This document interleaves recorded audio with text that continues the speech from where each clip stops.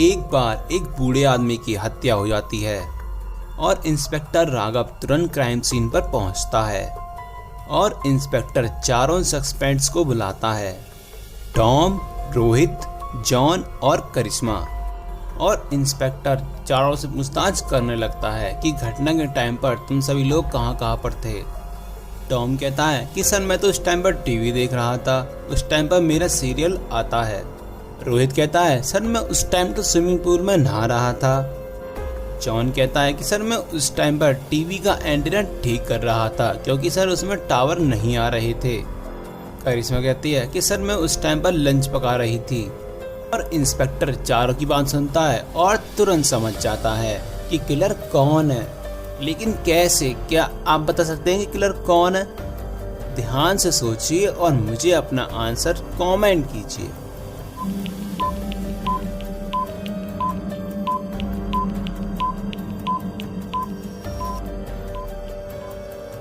तो चलिए इसका आंसर देखते हैं। इस बूढ़े आदमी की हत्या टॉम ने की है क्योंकि टॉम कहता है कि सर मैं टीवी देख रहा था, लेकिन जॉन तो उस टाइम पर टीवी का एंटीना ठीक करने गया था, तो वो कैसे अपनी सीरियल देख सकता है? मतलब कि वह झूठ बोल रहा है, उसने ही बूढ़े आदमी की हत्या की है। और इंस्पेक्टर उसको तुरंत गिरफ्तार कर लेता है। इस पिक्चर को ध्यान से देखें और मुझे बताएं इन तीनों में से कौन खतरे में है। ध्यान से सोचिए और मुझे अपना आंसर कमेंट कीजिए।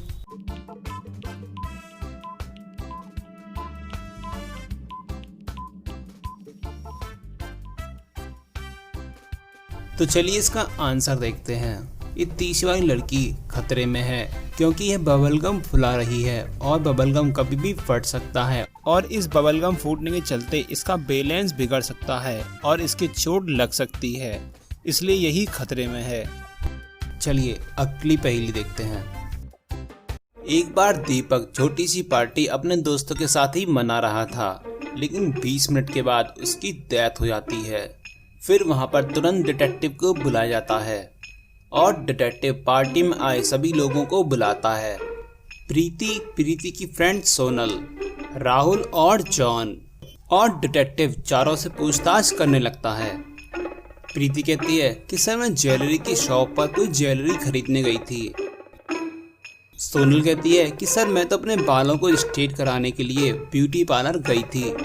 राहुल बोलता है कि सर पार्टी खत्म होने के बाद मैं तुरंत अपने ऑफिस चला गया था क्योंकि सर मुझे अपने ऑफिस में कुछ जरूरी काम था।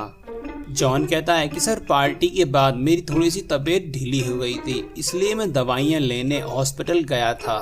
चारों की बातों को सुनने के बाद डिटेक्टिव थोड़ा कंफ्यूज हो जाता है और वह तुरंत सीसीटीवी फुटेज चेक करता है।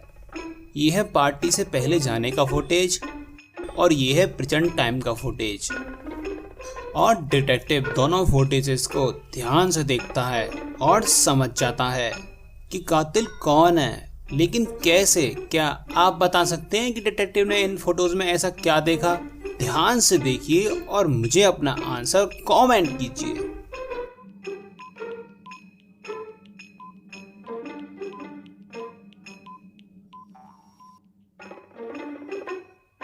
अगर आप पहले फुटेज को ध्यान से नोटिस करेंगे, घर जाने से पहले सोनल के दोनों शूज पर दोनों फूल लगे हुए हैं, लेकिन दूसरे फुटेज में देखिए वहां पर एक फूल गायब है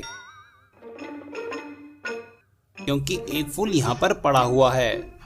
मतलब कि सोनल झूठ बोल रही है। पार्टी खत्म होने के बाद वह ब्यूटी पार्लर गई नहीं थी, वो दोबारा से दीपक के घर आई और उसको मार दिया और यहाँ से चली गई। और जल्दबाजी में इसका ये सूखा फूल टूट गया होगा और डिटेक्टिव इस बात को समझ जाता है और सोनल को गिरफ्तार कर लेता है। चलिए अगली पहेली देखते हैं।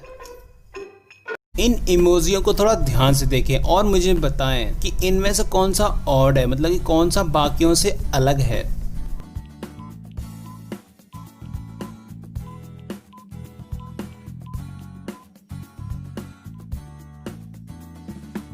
तो चलिए इसका आंसर देखते हैं। इन सभी में से ये वाला अलग है।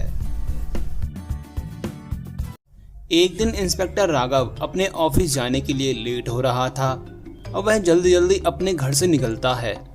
लेकिन उसे एकदम याद आता है कि उसने अपना फोन नहीं लिया है और वह अपने घर में दोबारा जाता है और पूरे घर में छानबीन करने लगता है, लेकिन उसे अपना मोबाइल फोन नहीं मिलता है। फिर वह अपनी वाइफ रीमा से पूछता है, क्या तुमने मेरा मोबाइल फोन देखा है? उसकी वाइफ बोलती है, तुम अपने आप को बहुत इंटेलिजेंट समझते हो, तो मेरा भी एक रिडल सॉल्व करके दिखाओ। तुम्हारा मोबाइल फोन इन्हीं 3 अलमारियों में से एक में है। पहली अलमारी रीमा की है और दूसरी अलमारी बाबा की है और तीसरी अलमारी इंस्पेक्टर की है। लेकिन इसमें एक शर्त भी है, तुम्हें एक ही मौका मिलेगा तीनों अलमारी में हाथ डालने का। तुम मेरे हस्बैंड हो, चलो मैं तुम्हें एक हिंट भी देती हूँ, 21-21। तो क्रिएटिव आदमी थोड़ा ध्यान से सोचिए और मुझे बताइए कि इन तीनों में से कौन सी अलमारी में रीमा ने इंस्पेक्टर का मोबाइल फोन छुपाया है।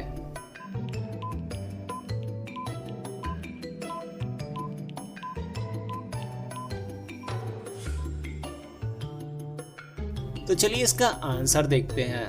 अगर आप 21-21 नंबर को अल्फाबेट में ट्रांसलेट करेंगे तो वह नाम बनेगा बाबा। तो इंस्पेक्टर का मोबाइल फोन बाबा की अलमारी में छुपा है और इंस्पेक्टर इस रिडल को बड़ी आसानी से सॉल्व कर देता है और अपना मोबाइल फोन लेकर ऑफिस चला जाता है। और ऐसे ही ब्रेन रिडल्स और पहेलियों के लिए मेरे चैनल को सब्सक्राइब जरूर कर लें और बेल आइकन प्रेस कर लें। चलिए अगली पहेली देखते हैं। इन दोनों पिक्चर्स को जरा ध्यान से देखिए और मुझे बताइए कि इन दोनों पिक्चर्स में कितने डिफरेंसेस हैं।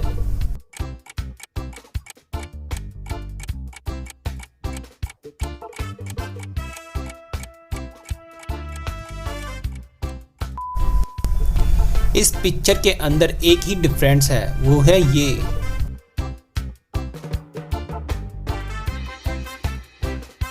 अब दिमागी पहेली। पहले मैं कोयला खाता था, फिर पीता था डीजल, अब बिजली का सेवन करता हूँ, ना जाने क्या होगा कल। ध्यान से सोचिए और मुझे अपना आंसर कमेंट कीजिए।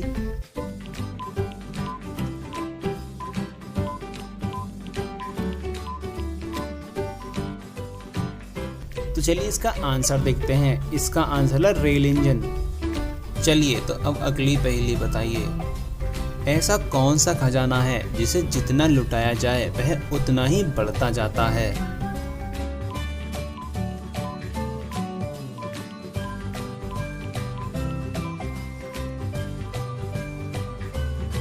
तो चलिए इसका आंसर देखते हैं। इसका आंसर है ज्ञान का खजाना। उसे कितना भी लुटाया जाए लेकिन वह बढ़ता ही जाता है।